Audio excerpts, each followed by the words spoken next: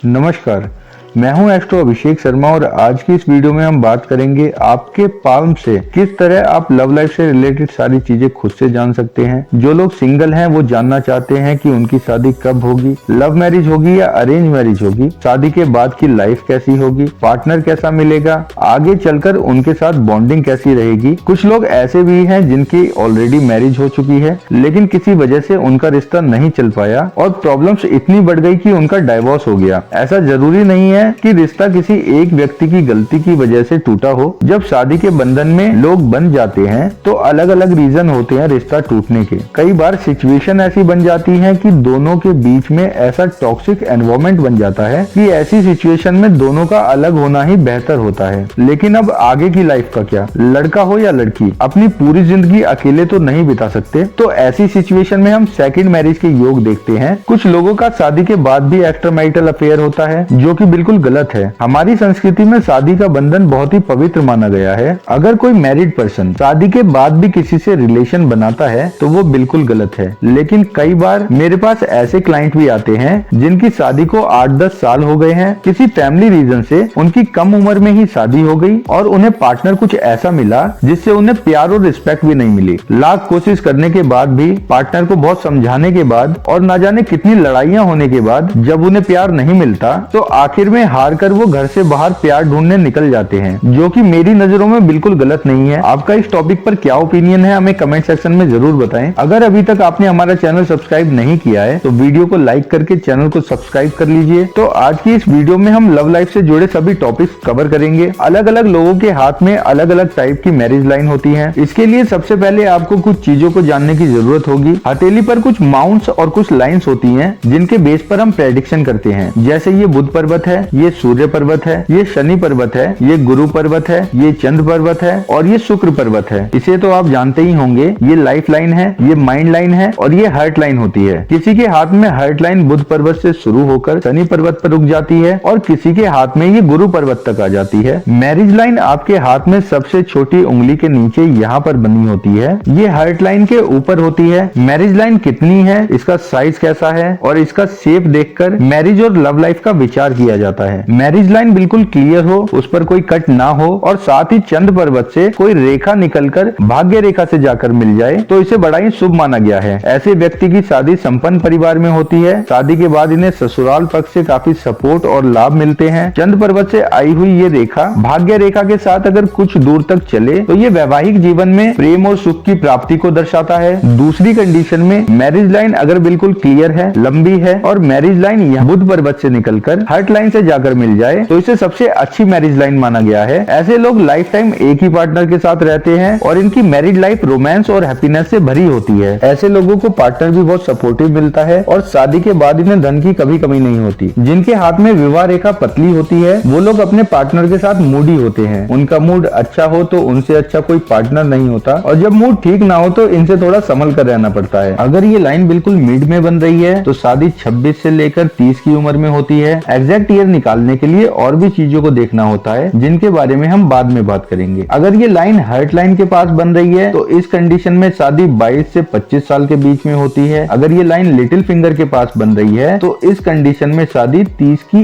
As के बाद ही होती है। डिपेंड करता है कि इस लाइन की शेप और साइज कैसा है। मैरिज लाइन के साथ अगर कई छोटी छोटी रेखा है तो ये दर्शाता है कि ऐसा व्यक्ति किसी रिश्ते के प्रति गहराई और गंभीरता को नहीं दिखाने वाला, मतलब उसे किसी से भी प्यार हो जाता है, किसी एक के साथ वो लॉयल नहीं रह पाता। मैरिज लाइन स्टार्टिंग में पतली हो और बुध पर्वत तक आते आते गहरी हो जाए तो ये इस बात का संकेत है कि स्टार्टिंग लव लाइफ में थोड़ा स्ट्रगल बनेगा लेकिन बाद में प्यार बढ़ता जाएगा और प्रेम संबंध में मधुरता आएगी। मैरिज लाइन का कलर पिंक और रेड होना अच्छा माना जाता है और ये येलो और व्हाइट कलर की हो तो लव लाइफ में उत्साह और जोश की कमी हो जाती है। अगर किसी व्यक्ति के हाथ में दो विवाह रेखा है और देखने में दोनों एक जैसी हैं तो ऐसे लोगों की शादी उनसे नहीं होती जिनके साथ वो वो रिलेशनशिप में होते हैं, ऐसे लोगों की शादी किसी और से होती है, लेकिन जिनसे शादी होती है उनके साथ इनका रिलेशन अच्छा रहता है और दोनों के बीच प्यार बना रहता है। जिनके हाथ में विवाह रेखा साफ और स्पष्ट हो, लेकिन इससे निकलकर कई रेखा हृदय रेखा की तरफ जाएं, तो ये इस बात का संकेत है कि ऐसे लोगों का पार्टनर बीमार रहेगा और पार्टनर के बीमार होने की वजह से इनकी मैरिड लाइफ डिस्टर्ब हो जाएगी। मैरिज लाइन का बुध पर्वत से हर्ट लाइन की तरफ मुड़ जाना अच्छा नहीं माना जाता। लव लाइफ को हर्ट लाइन से भी देखा जाता है। अगर हर्ट लाइन बुध पर्वत से निकलकर शनि पर्वत पर आकर रुक जाती है तो ऐसे लोग कैलकुलेटिव लव करते हैं। मतलब ये लोग प्यार और शादी करने से पहले ये देखते हैं कि इन्हें शादी करके क्या लाभ मिलेगा। मतलब ये कोई लड़की है तो वो ये देखती है कि लड़के के फाइनेंसेस कैसे हैं, उसके पास कौन सी गाड़ी है, कितनी इनकम है उसकी। और ये कोई लड़का है तो वो ये देखता है कि शादी में मुझे क्या मिलेगा। लड़की अपने माता पिता की अकेली संतान हो, जिससे उसके माता पिता के बाद उनकी प्रॉपर्टी भी लड़के को मिल जाए। अगर हर्ट लाइन गुरु पर्वत तक आ जाती है तो ऐसे लोग स्पिरिचुअल होने के साथ साथ ये लोग सिर्फ इमोशंस देखते हैं, इनके अंदर स्वार्थ बिल्कुल नहीं होता। और अगर गुरु पर्वत पर कोई एस का साइन बन जाता है तो ऐसे लोग समाज के सामने बेस्ट कपल का एग्जाम्पल बनते हैं। इन दोनों में बहुत प्यार होता है और लाइफ टाइम ये लोग अपनी मैरिड लाइफ को एंजॉय करते हैं। आपके हाथ में अंगूठे के ठीक नीचे वाला हिस्सा वीनस माउंट होता है शुक्र पर्वत। Love life, relationship, marriage, divorce, personality, affair, beauty को यहाँ से भी देखा जाता है। जिन लोगों के हाथ में शुक्र पर्वत उभरा हुआ होता है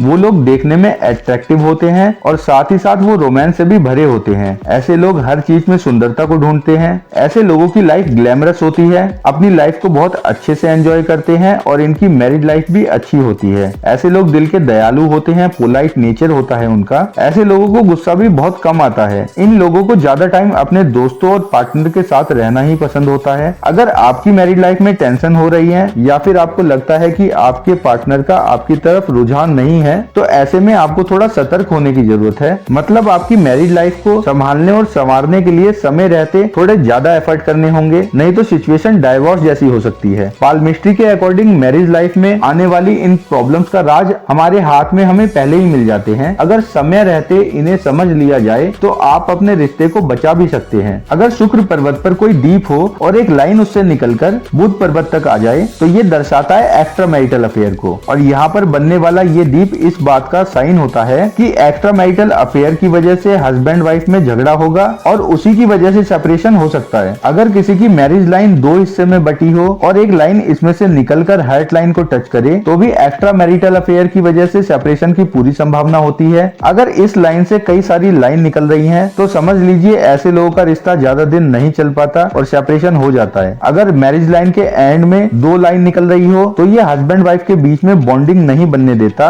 मेंटल कंपैटिबिलिटी नहीं बन पाती इन दोनों के बीच में, ये सिचुएशन डाइवोर्स तक पहुंच जाती है। अगर मैरिज लाइन टूटी फूटी हो तो ये भी डाइवोर्स का साइन होता है। अगर आपके मन में कोई क्वेरी है तो आप हमसे कमेंट सेक्शन में पूछ सकते हैं। और आपको भी अपनी कुंडली या पाल्म एनालिसिस कराना है तो स्क्रीन पर आपको व्हाट्सएप नंबर मिल गया होगा। ये एक पेड सर्विस है, आप इस पर कॉन्टेक्ट कर सकते हैं।